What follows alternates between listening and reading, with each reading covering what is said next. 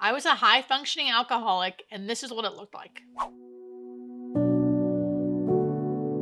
In this video, I'm going to talk about alcoholism and what it can look like. The term high functioning alcoholic in the recovery world is kind of frowned upon because to us, an alcoholic is an alcoholic, an addict is an addict. But I like to use that term because I think alcoholism is really misunderstood. I know when I was still drinking, I thought someone who was an alcoholic would be an old man, first off, because my grandpa was an alcoholic. So an old man who lost his job and lived under a bridge. I had this image of like you had to have DUIs to be an alcoholic. You had to be in jail to be an alcoholic or an addict. And that's just not true. One, because I am an alcoholic addict and I had none of those things happen to me. Hence why I am referred to sometimes as like a high functioning alcoholic. September is National Recovery Month, which is why I want to tell you my recovery story. So how did I finally find out or discover that I was an alcoholic? For me, what it took was me trying to quit drinking. I tried to quit drinking on my own, not because I was an alcoholic,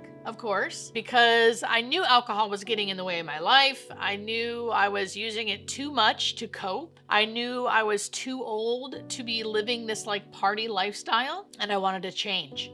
So I thought, well, I'll just quit drinking.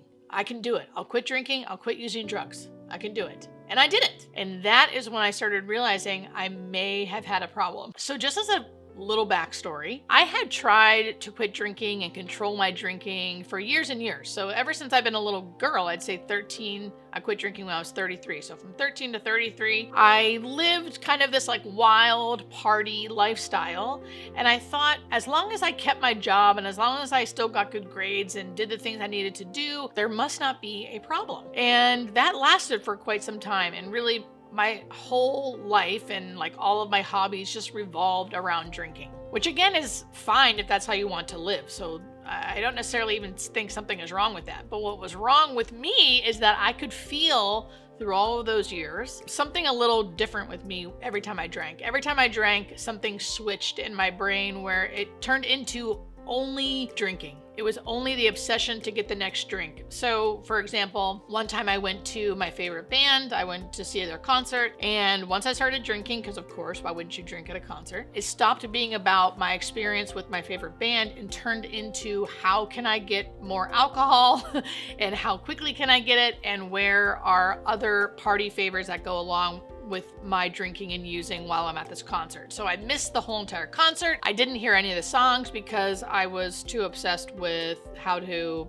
party more. That's just one circumstance. And of course, I didn't even think anything was really wrong with that. It's only in hindsight that I could tell that that's how my life was run for many, many, many years. So over the years, as I got older, prior to quitting drinking, I always wanted to stop drinking. I just didn't really know how, and I tried and I really couldn't do it. So I tried different things like meditation retreats, therapy, medication, church. I would try to stop and start again. So there was always this like push and pull of me trying to get healthy. I'd start exercising more and I could just never really stop. So finally at 33, when I was kind of at my wit's end, I finally did it. And I thought, finally, I did it. I finally have enough strength to not drink and use drugs anymore. And my life is going to get amazing. I'm going to become super social, get tons of hobbies, do all the things I've always been meaning to do. And I can't wait. And that is when I realized I really had a problem.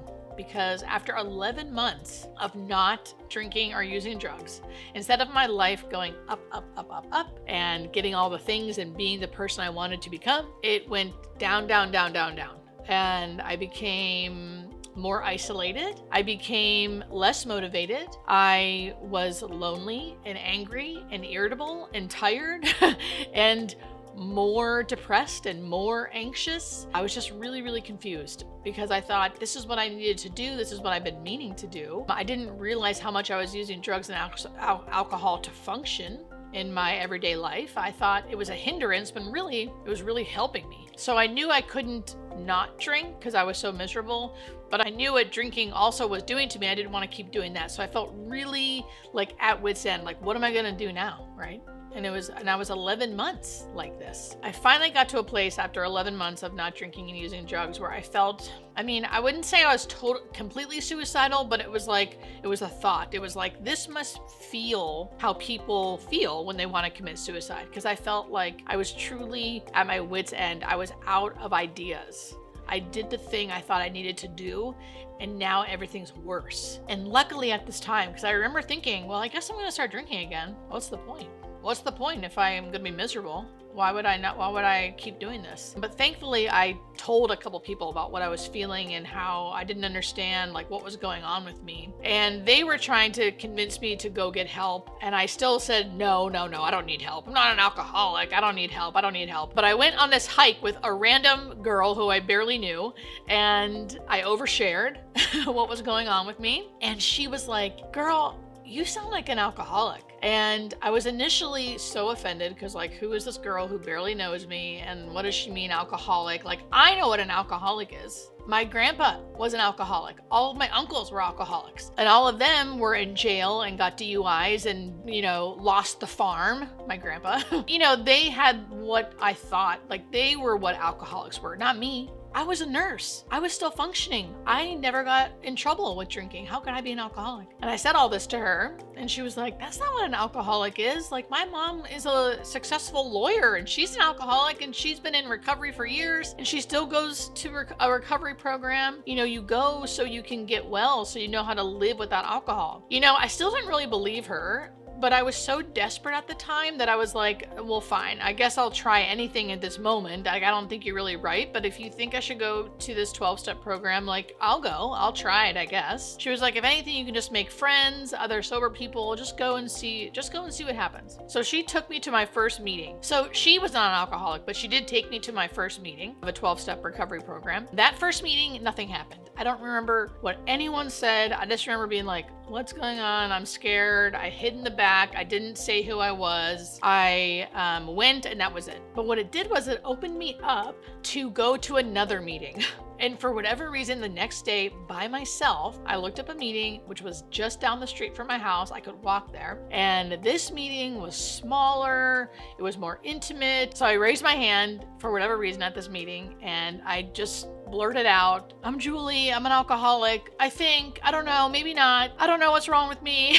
I haven't been drinking for 11 months, but I want to start drinking again. I'm miserable, blah, blah, blah, blah, blah, blah, blah, right? Crying. And then at the end, I just said, I just need help. And if you ask for help in a 12-step program meeting, you will get it. And that was the beginning of this new life for me, and like really learning about alcoholism. At the end of that meeting, some women gave me their numbers. They told me another meeting to meet them at that weekend, which I did. And I ended up just really kind of going all in, even though I still wasn't convinced that I was an alcoholic, because I didn't look like what I thought an alcoholic would look like. And it just took time. And what I found was the more I did the things people in this program were telling me to do, the more I was showing up for these meetings and listening and talking to other people about alcoholism and what my drinking looked like, the more I learned about alcoholism and the more relief I started getting. So like, alcohol and drugs used to give me relief. There was bad parts to it, but there was parts that helped me function. Like I said, it gave me relief from this like anxiety that I walked around with so often. Meetings were starting to do that for me, and connecting with other people started doing that for me. And then as I went through this program, of course, I learned all about alcoholism and how it's more than just about the drinking and using drugs. It's mostly about your thinking and the way you've been operating through life your whole entire life, at least my whole entire life. And it was so freeing to learn that there was another way I could live, and there was another solution for me. Like, I used to kind of think like, I guess I just have to drink and use drugs because that's the only way I feel relief. And now I don't think that. Now I know there's other things I can do. And of course, through this program, it also opened me up to other things, therapy, medication, things that now seem to actually help along with my 12-step recovery program. And I fully believe now and understand that I am an alcoholic, and maybe I'm more high functioning than other people. Or they also say like, there's low bottoms, where you come in where you've lost everything, and there's high bottoms where you haven't. But we all kind of feel the same, right? That's I had an emotional bottom where like I finally hit the end of my rope and I asked for help, and it's the best thing I ever did. And now I've been 8 years sober, 7 years in a recovery program, and my life is forever changed. My life has wildly, drastically changed because of my recovery. I always like talking about it because I want to give people hope. I want people to understand what alcoholism can look like. There's a variety of alcoholism out there. It doesn't have to look a certain way. And even if you're questioning whether or not you have a problem, there's still help for you out there if you want it. I just want to be a beacon of hope for people and help people understand alcoholism a little more and recovery a little more. And I treat my alcoholism in the day that I'm in, meaning like I have to live in today. I have to treat alcoholism that lives in my brain really in the day that I'm in, so I can be free from myself, from my thoughts, from uncomfortable emotions. You know, there's so many things that I use this program just to navigate my life with. And if you're watching this video and you feel like this sounds like you, or you know this is you, please know you are not alone. You can ask for help, and there is help out there for you.